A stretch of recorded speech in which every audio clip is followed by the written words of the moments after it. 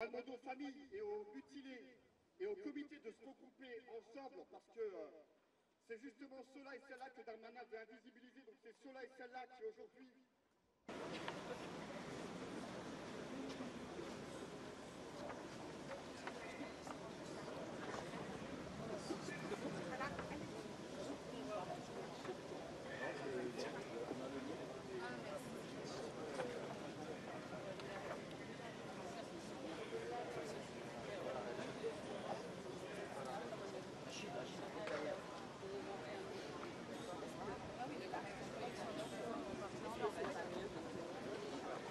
Monsieur par la police pour faire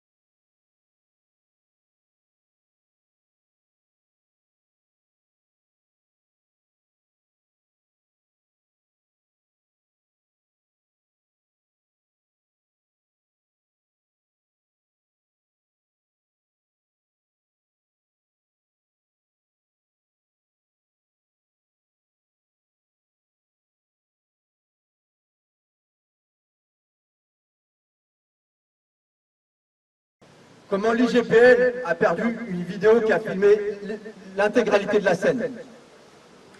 J'ai écrit à M. Macron en lui expliquant pourquoi l'IGPN devait devenir indépendant du ministère de l'Intérieur. Il m'a répondu que ce n'était pas son rôle, séparation des pouvoirs. Il a balayé de la main, encore un mensonge de l'État. M. Macron prétend ne pas s'immiscer dans la justice française. Pourtant, c'est face à son appel, sa demande de fermeté vis-à-vis des révoltés, que des jeunes ont écopé de plusieurs mois de prison ferme pour avoir tenté de voler une canette, alors que des députés qui peuvent voler jusqu'à 50 000 € sont relaxés à condition de les rendre. En France, on a toujours une justice à deux vitesses. Je voudrais dire ici, encore une fois, nous refusons ce racisme systémique d'État. Comme l'a si bien dit un collectif marseillais, nous refusons d'obtempérer face au racisme. Nous refusons d'obtempérer. Nous refusons d'obtempérer.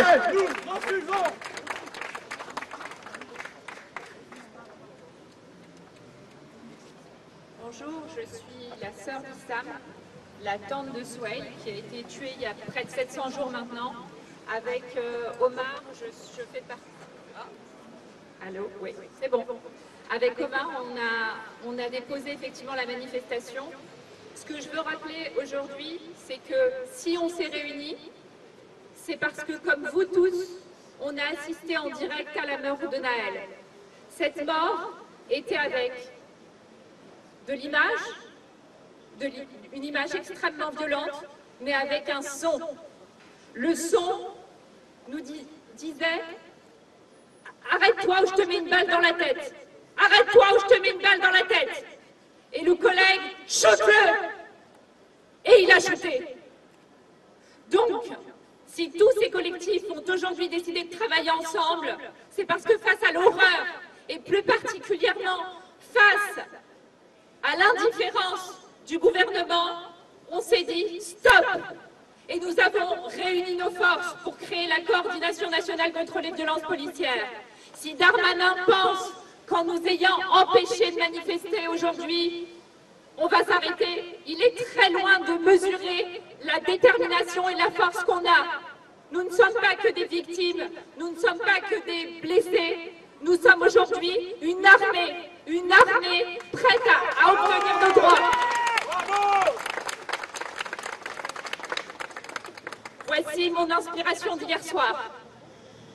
Lorsque Alliance se permet d'adresser un communiqué qui traite son peuple, sa France, une partie de sa France, comme étant une horde de sauvages, de nuisibles qu'il faut anéantir, et que le gouvernement, face à cet ultimatum, ne fait rien, on ne peut accepter.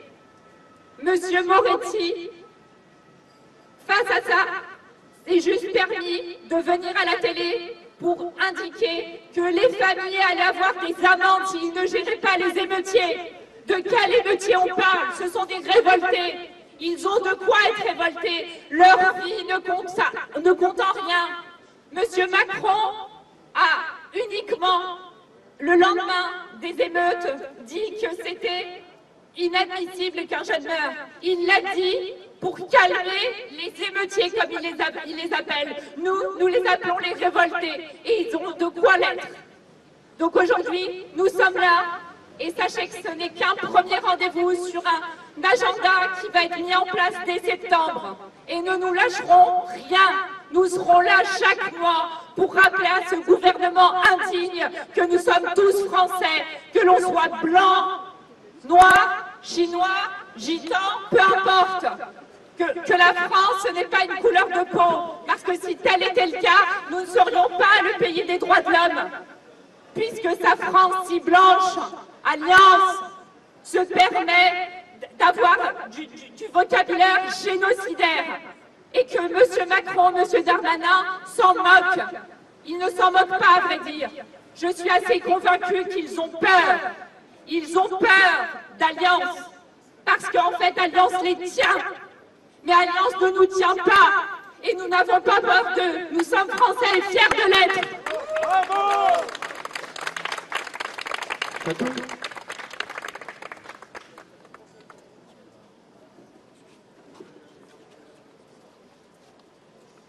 Bonjour à toutes et à tous, je suis Fatou Dieng, du comité Vérité et Justice pour Lamine Dieng, du collectif Vivolé et membre du réseau d'entraide Vérité et Justice. Je présente mes sincères condoléances aux familles endeuillées, force et courage aux survivants, survivantes, et à toutes les victimes d'hier et d'aujourd'hui.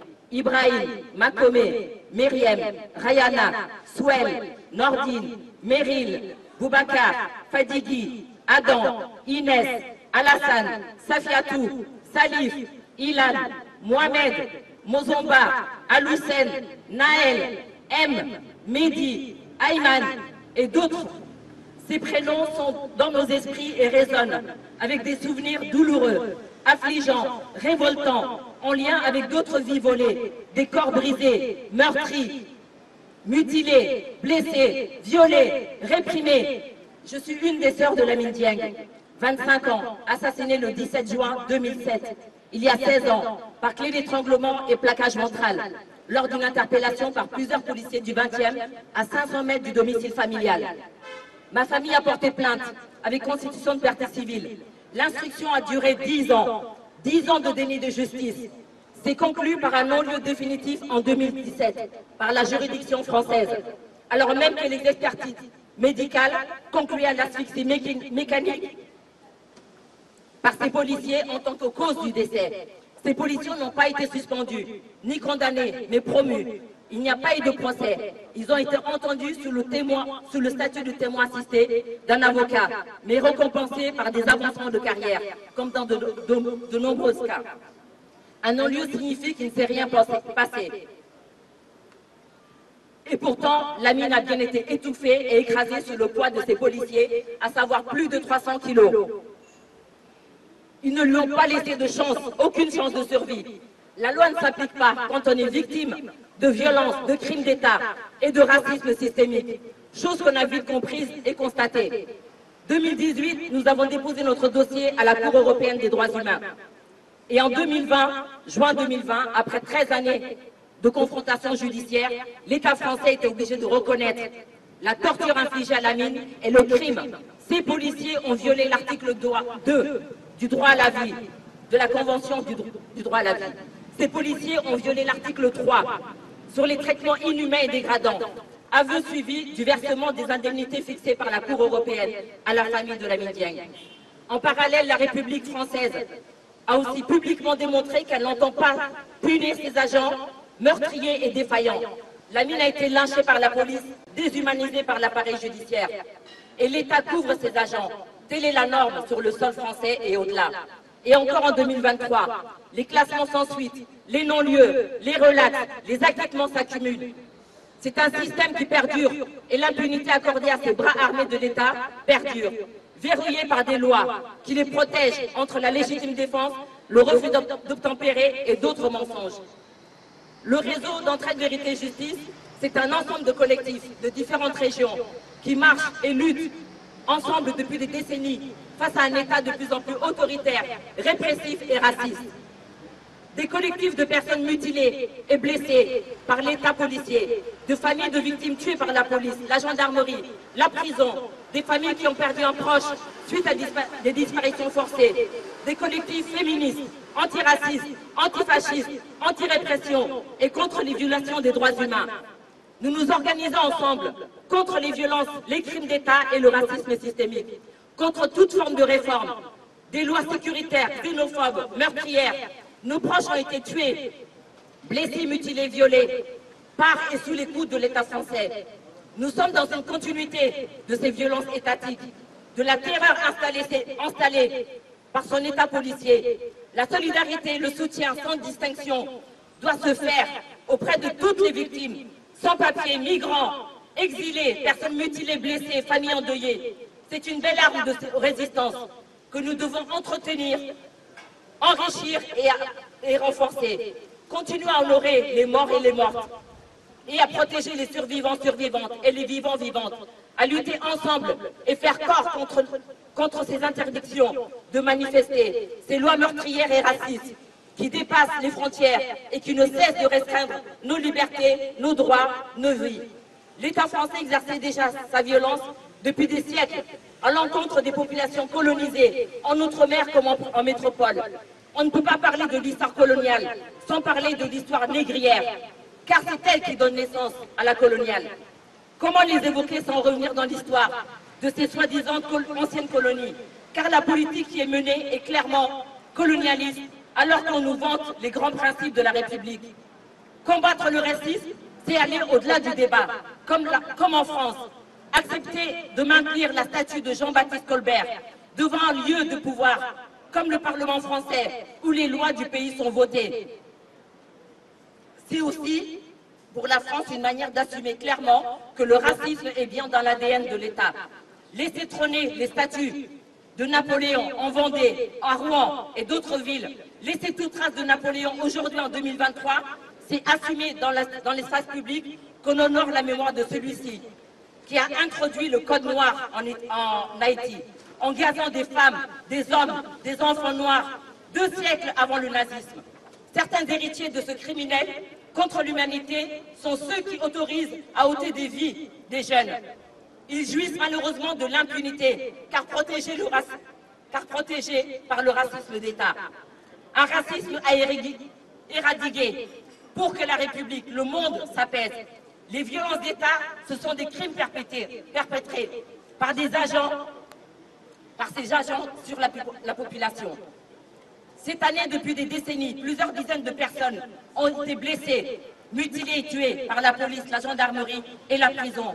En France, lors des contrôles routiers, contrôles d'identité que nous dénonçons comme étant des contrôles abusifs, délits de faciès, lors de répression dans les frontières, quartiers populaires, les lieux d'enfermement, les squats, les rassemblements, lors des matchs de foot, lors des expulsions locatives, dans les ZAD et autres. Depuis le gouvernement Macron, le nombre de personnes tuées, blessées, mutilées, violées par la police, la gendarmerie, la prison a explosé. Ces lois sécuritaires racistes, xénophobes, négrophobes, islamophobes, psychophobes, homophobes, LGBTQI+, phobes, sexistes, liberticides ont justifié l'augmentation des moyens des forces de police en les armant davantage, en les privilégiant davantage face à une population de plus en plus criminalisée, contrôlée, fichée, opprimée, précarisée. Depuis toujours, le pouvoir s'est organisé pour sauvegarder ses privilèges en réprimant sa population qu'il exploite, vole et viole. Les violences d'État sont omniprésentes et ont toujours existé et s'attendent désormais à toutes celles et ceux qui contestent la politique gouvernementale. Il y a quelques jours, des noms de victimes tuées par l'État policier résonnaient dans les murs de l'Assemblée nationale. Bravo pour ce courage. On ne peut nier que la police, la gendarmerie, la prison, les lieux d'enfermement tuent, mutilent, blessent et violent. Le temps du déni, de l'ignorance est passé. Il est plus que vital d'agir pour que ces bras armés de l'État ne violent, ne tuent plus, d'abroger ces lois meurtrières qui les protègent et de les désarmer. Oui, il y en a plus que marre de compter les coups, nos blessés, nos mutilés, nos morts et nos mortes. Quand on marche pour un et une, on marche pour toutes et tous, en hommage aux soldats africains. Force, courage et faisons attention à nous. Grande pensée aux soldats africains d'hier et d'aujourd'hui, aux victimes de violences, de crimes et de racisme d'État. Grande pensée aux mortes et aux morts en Méditerranée, aux frontières, dans les CRA, les prisons, aux personnes interpellées, inculpées, aux gardés à vue, aux familles, aux migrants, migrantes, aux exilés. Quand on marche pour un et une, on marche pour toutes et tous, au-delà des frontières. Stop à l'impunité, ni oubli, ni pardon, ni soumission. Vérité, justice, réparation pour toutes et tous. Libération et amnistie pour les interpellés. Régularisation pour toutes et tous. Liberté de circulation et d'installation pour toutes et tous. Aucune vie n'est supérieure à une autre vie. Toute vie est une vie. Bravo, bravo, bravo.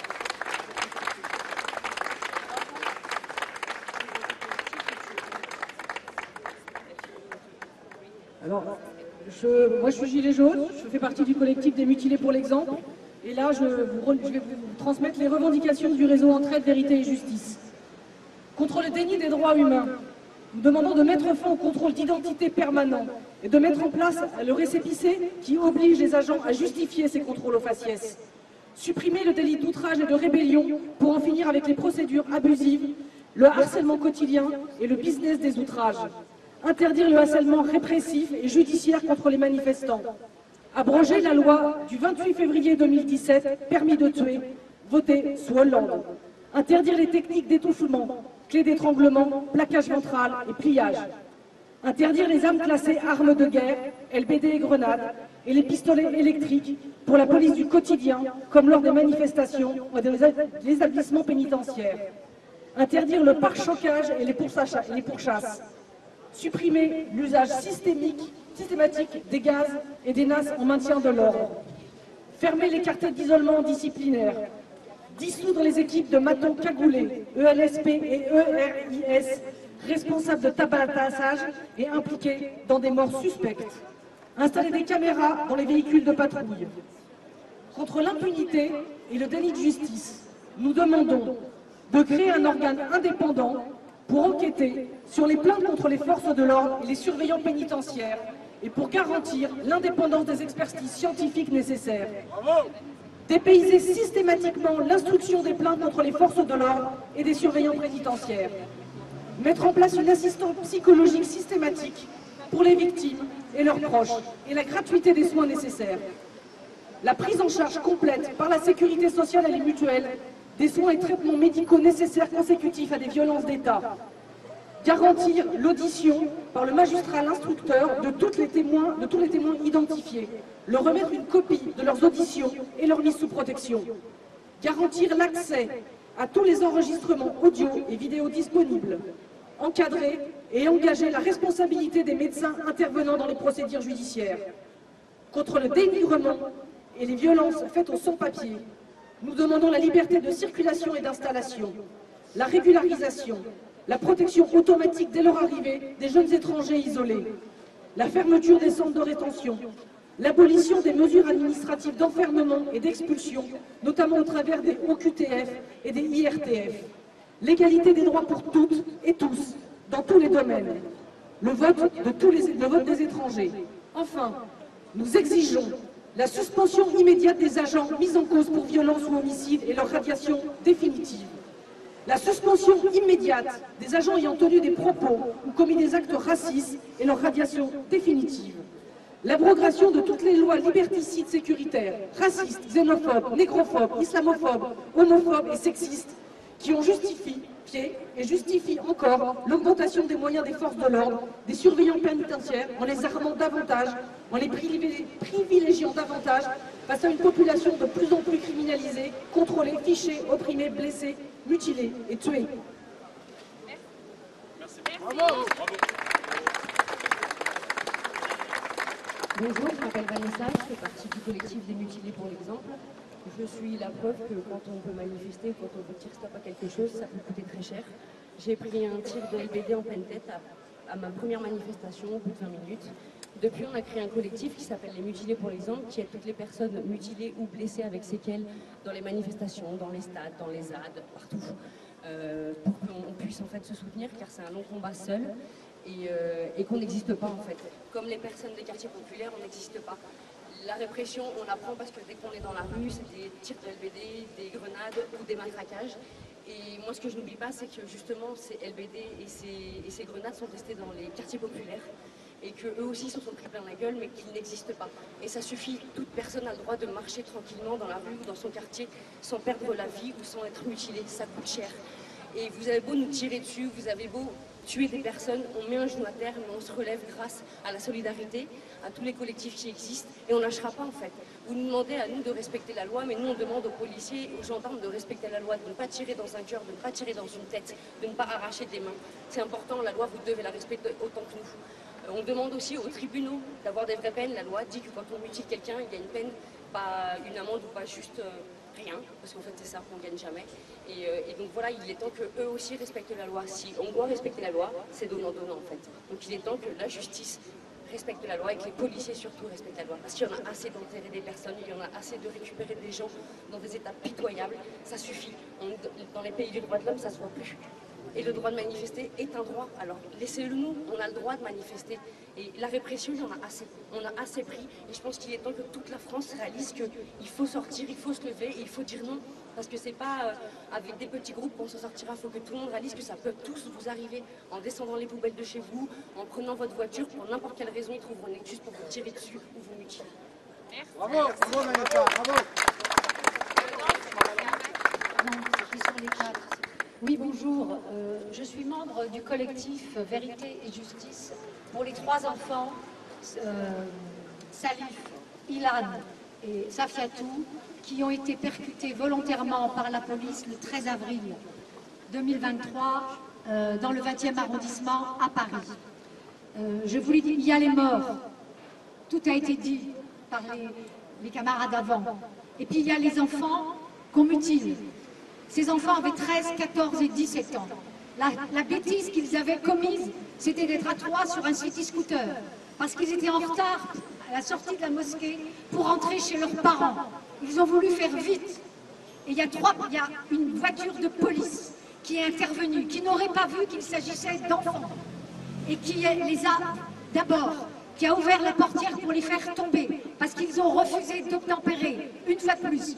Pourquoi ont-ils refusé d'obtempérer? Parce qu'ils ont eu peur. Il faut savoir que les enfants noirs, arabes, racisés de ce pays ont tous peur quand ils voient la police. Tous, ils veulent partir. Tous, ils savent ce qui peut leur arriver. Tous, ils sont au courant des morts. Tous, ils sont au courant des agressions. Donc ces enfants ont eu peur. La police, qu'a-t-elle fait? Elle a tenté de les bloquer, d'abord en ouvrant une portière, comme ils le font en tout cas, sans souci de les blesser. Et quand ils n'ont pas réussi à faire cela, vous savez ce qu'ils ont fait? À 40 km/h, ils ont percuté volontairement les enfants. La conséquence, gravissime accident. Safiatou, 17 ans, a été plusieurs jours dans le coma.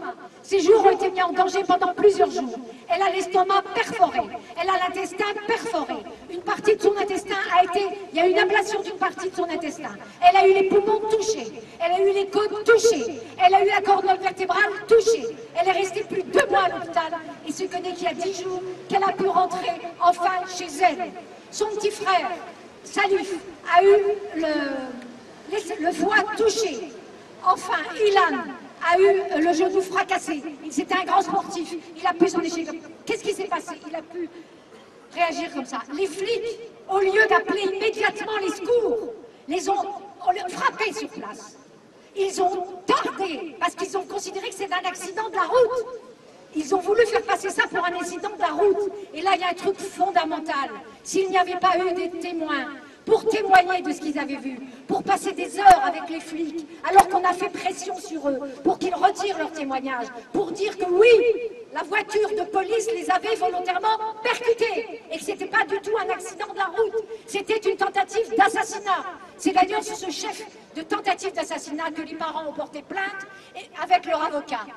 Là, il y a eu récemment, il y a 2 jours dans la presse, dans Street Press et dans Mediapart, un compte-rendu des auditions, de l'enquête judiciaire qui avance. Vous ne pouvez pas vous imaginer, je vous invite à le lire, le degré de stratégie du mensonge que développent ces policiers. Ils n'avaient pas vu la dame qui était derrière, le flic qui était derrière le conducteur, n'avait pas vu que le conducteur, d'ailleurs, n'avait pas percuté. Ils n'avaient pas vu, c'était juste une éraflure. Et encore, c'était les enfants qui étaient responsables. Tout est comme ça.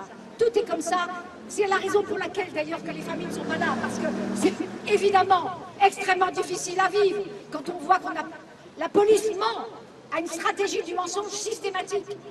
Je précise tout de même que l'affaire a été tellement grave que Darmanin lui-même a condamné, comment dire, que le conducteur du véhicule est actuellement mis sous examen sous le chef d'inculpation de... je ne sais plus quoi. C'est pas... Homicide volontaire. Homicide volontaire. Donc vous voyez le désastre. Ils ne font plus la différence. Ils tuent des enfants. Naël avait 17 ans. Ils le tuent. Ces enfants avaient 13, 14, 17 ans. Ils ont pris le risque de les assassiner. Donc, vraiment, je ne sais pas comment dire. Heureusement que nous sommes tous ensemble avec ces avec ces familles, avec ces gens racisés qui aujourd'hui sont vraiment la cible du pouvoir. Merci. Alors, Amal Bentoussi du collectif Urgence Notre Police Assassine. Donc l'histoire de Naël, c'est pas un épiphénomène, hein, c'est quelque chose qui existe depuis des décennies. Alors depuis quelques semaines, on assiste à une mascarade médiatico-politique, on va dire, à se demander à savoir qu'est-ce qui n'a pas fonctionné dans les quartiers, dans les banlieues, pourquoi on a mis autant d'argent et qu'il y a toujours des émeutes. Alors moi j'ai envie de répondre à Darmanin et à tous ces politiciens, à tous ces journalistes qui se posent la question. Qu'est-ce qui ne va pas dans les banlieues depuis 40 ans, depuis des décennies? C'est qu'on tue toujours, encore et encore, des jeunes hommes racisés, des Noirs et des Arabes. De dire ça, c'est pas exclure les autres. Bien évidemment, il y a d'autres personnes qui meurent tués par la police, il y a des gens qui meurent pour ce qu'ils sont, et il y a des gens qui meurent pour ce qu'ils font. Alors si la question est de savoir qu'est-ce qui ne fonctionne pas dans les banlieues depuis 40 ans, pourquoi il y a des révoltes, pourquoi ces jeunes se révoltent? Parce que quand vous avez un jeune qui vit la stigmatisation au quotidien, les passages à tabac, les humiliations, les palpations génitales à la limite du viol. Ça fait des années qu'on dénonce ça. Ça fait des années que via les réseaux sociaux, via la page du collectif Urgence Notre Police Assassine, via d'autres collectifs qui existent depuis des années déjà. Aujourd'hui, je me réjouis d'une chose, c'est que même si on a voulu nous interdire cette manifestation et notre droit à la liberté de manifester, c'est qu'il y a la présence des journalistes. Les journalistes, vous n'êtes plus dupes. La version policière, à chaque fois qu'elle est relayée massivement, après chaque drame, quand il n'y a pas de vidéo, c'est la version policière qui prime avant tout. Alors nous, on est venus vous dire que ça fait plus de 11 ans, moi que je milite, depuis la mort de mon frère qui a pris une balle dans le dos. C'était exactement le même processus à chaque fois qui existe. C'est criminaliser la victime de façon à la rendre coupable à titre posthume, de façon à la déshumaniser, de dire que cet homme, ou ce jeune homme, ou cette jeune femme méritait de mourir. Donc nous, on demande aujourd'hui que pour qu'il y ait une prise de conscience, et pour qu'il y ait un apaisement, et pour que la prochaine mort, parce qu'on sait qu'il y en aura d'autres, et certainement via l'article L435-1, alinéa 4, qui est problématique depuis quelques années, depuis 2017. C'est un véritable permis de tuer, un véritable permis d'exécuter. Bien évidemment qu'il existera d'autres façons de tuer, parce qu'on en a tué dans les commissariats. On en a tué en étouffant des gens, par la clé d'étranglement. Il y a plusieurs techniques. Mais cet article, l'article L435-1, Monsieur Macron, ce gouvernement, si vous ne voulez pas, la prochaine fois, avoir le retour de flamme, commencez par abroger l'article L435-1. Là déjà, on saura que vous nous avez entendus et que la révolte des quartiers, ceux qui se sont soulevés après la mort de Naël, on pourra se dire que vous avez commencé à comprendre. N'attendez pas de comprendre et de trouver des solutions. La solution, elle est là. Abroger l'article L435-1, alinéa 4.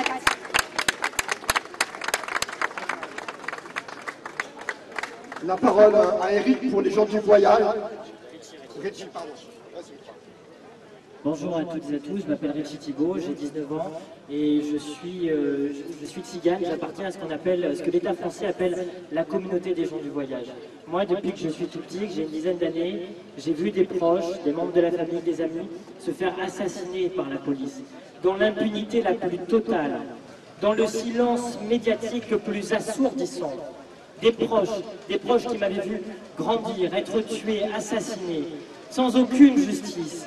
et avec comme seul fait d'arme de la justice le fait de blanchir les assassins. Et ça a engendré une révolte chez moi. Et à l'âge de 14 ans, je me suis retrouvé dans le mouvement des Gilets jaunes. Et on m'a souvent demandé, mais Richie, pourquoi tu milites, toi qui es issu d'une communauté qui ne fait pas de politique? Eh bien, c'est justement pour ça que je me suis mis à militer. C'est justement pour cette raison-là que je me suis mis à m'engager. C'est parce que l'État français, depuis des décennies, depuis des siècles, met au banc des populations, les Noirs, les Arabes, les Gitans, toutes celles et ceux qui sont marginalisés. Mais aujourd'hui, je dis une chose, on dit une chose, ça fait trop longtemps qu'on est à genoux. On va se mettre debout. On ne va rien demander aux politiques. On ne va rien demander aux politiques, on ne va rien demander à une justice qui blanchit les meurtriers. On va conquérir la justice et on va en faire en sorte que plus aucun jeune, que plus aucun des nôtres, que plus aucun frère, que plus aucune sœur ne meure sous les coups de la police. Et pour ce faire, nous allons aller à la conquête de la justice. Nous n'allons rien demander au gouvernement, nous n'allons rien demander à la justice. Nous allons par nos propres moyens obtenir la dissolution de la police nationale, de la gendarmerie nationale, qui sont des hordes d'assassins. Bravo! Voilà, c'est une revendication qui appartient à Richie. Bon. Alors, deux choses. Nous avons ici notre avocate, maître Lucie Simon, pour répondre aux raisons invoquées pourquoi aujourd'hui la manif n'a pas lieu par la coordination nationale contre les violences policières. Elle est là-bas, si elle peut lever la main, maître Lucie Simon. Elle est là, voilà, voilà, veste rouge. Vous ne pouvez pas passer à côté. Et on donne la parole aux syndicats, aux organisations qui nous soutiennent, 6 mètres pour solidaire. La place de l'Union syndicale solidaire sera toujours du côté de celles et ceux qui subissent les violences des systèmes racistes, sexistes et capitalistes. Le racisme tue. Le racisme est systémique. Il est présent partout, en particulier dans la police, qui est gangrénée par l'extrême droite et ses idées. Les gouvernements successifs ont toujours couvert cet état de fait et sont responsables de toutes ces violences et de tous ces morts. L'Union syndicale solidaire apporte tout son soutien aux victimes et aux familles des victimes. Ziyed, Bouna, Ali, Lamine, Amine, Adama, Théo, Safiatou, Salif, Hilal, Al-Hussein, Naël, etc. La liste est longue. Une pensée